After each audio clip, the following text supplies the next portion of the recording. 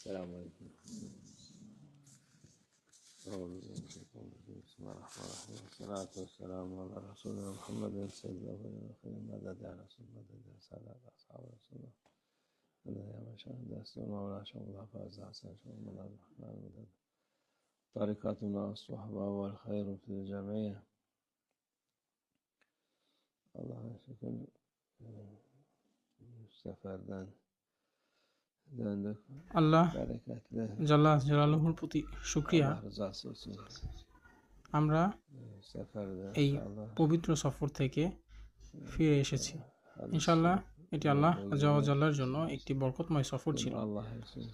হাদিসে শরীফে বলা হয়েছে, যে ব্যক্তি আল্লাহ আজ্জাওয়াজাল্লার জন্য কাউকে ভালোবাসে, যে ব্যক্তি আল্লাহ আজ্জাওয়াজাল্লার কাউকে ঘৃণা করে এবং আল্লাহ আজ্জাওয়াজাল্লার জন্য কাউকে কিছু দেয় এবং নেয়, তার অর্থাৎ যার প্রতিটি কাজ আল্লাহ আজ্জাওয়াজাল্লার জন্যই হয়, তবে তার ঈমান পরিপূর্ণ আছে। সুতরাং সব কিছু যেন আল্লাহ আজ্জাওয়াজাল্লার জন্য হয়। যখন আমাদের এই সফর, আমাদের অবস্থান, আমাদের এই যাওয়া আসা সবই আল্লাহ জাল্লা জালালুর জন্য হয়, তখন আমরা আল্লাহ আজ্জাওয়াজাল্লার সন্তুষ্ট অর্জন করব। মানুষ বর্তমানে একে অপরের শত্রু হয়ে গেছে, তারা একে অপরকে সহ্য করতে পারছে না এবং এটি ভালো লক্ষণ নয়।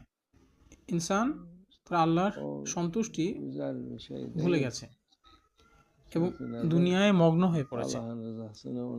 তারা যা ভালোবাসে, যা তাদের নফস ভালোবাসে, তাকেই তারা ভালোবাসে, আর সেই বিষয়গুলি তারা ঘৃণা করে যা তাদের নফস ঘৃণা করে। আর কিন্তু আল্লাহ আজ্জাওয়াজাল্লা যা ভালোবাসেন তারা তা ভালোবাসে না, এবং আল্লাহ আজ্জাওয়াজাল্লা যা ঘৃণা করেন তারা সেটি ঘৃণা করেন না। ফলে কেউই শান্তিতে নেই। তারা কেবল নিজেদের নফস নিয়েই চিন্তা করছে, তাদের কি হবে আগামীতে এবং তাদের কতটি সম্পত্তি থেকে যাবে, এসব নিয়ে তারা উদ্বিগ্ন থাকে।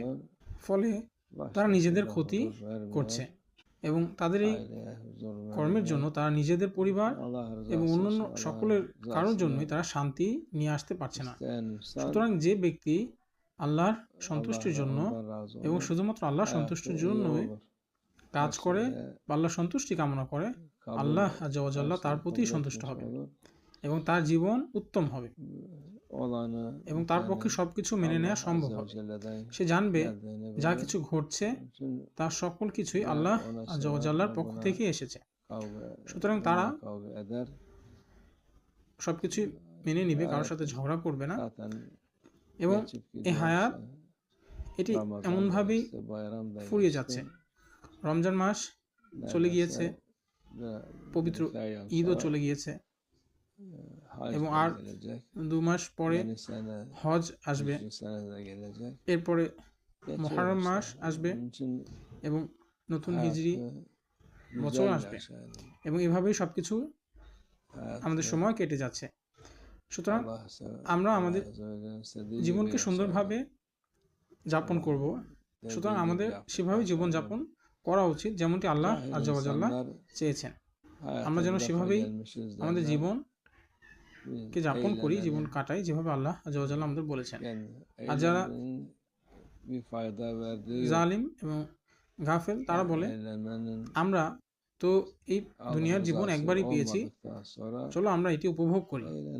কিন্তু এই জীবনে শুধু উপভোগ করা তাদের কোনো উপকারই আসবে না যদি না সেটি আল্লাহ আজ্জাওয়াজাল্লাহর সন্তুষ্টির সাথে সঙ্গতিপূর্ণ হয়। আর যদি আল্লাহ যেমনটি নির্দেশনা দিয়েছেন এর মধ্যে না এর সাথে সাংঘর্ষিক হয়, তাহলে তাদের এই জীবন কোনো শান্তি আসবে না, কোনো সুখী হবে না। সুতরাং যারা আল্লাহ আজ্জাওয়াজাল্লাহর সাথে থাকে তারাই সুখী হয়, অন্যথায় আপনি কেবল আপনার নফসের আরো গভীরে চলে যাবে। সুতরাং আল্লাহ আজ্জাওয়াজাল্লাহর সন্তুষ্টি অন্বেষণ করা এবং তার ইচ্ছা আমরা আরো সন্তুষ্ট থাকলে আমরা আরো উচ্চ মাকাম পৌঁছতে পারবো। সুতরাং ইনশাআল্লাহ আল্লাহ জাল্লা জালালুহু আমাদের সকলকে তার সন্তুষ্টির তৌফিক দান করুন।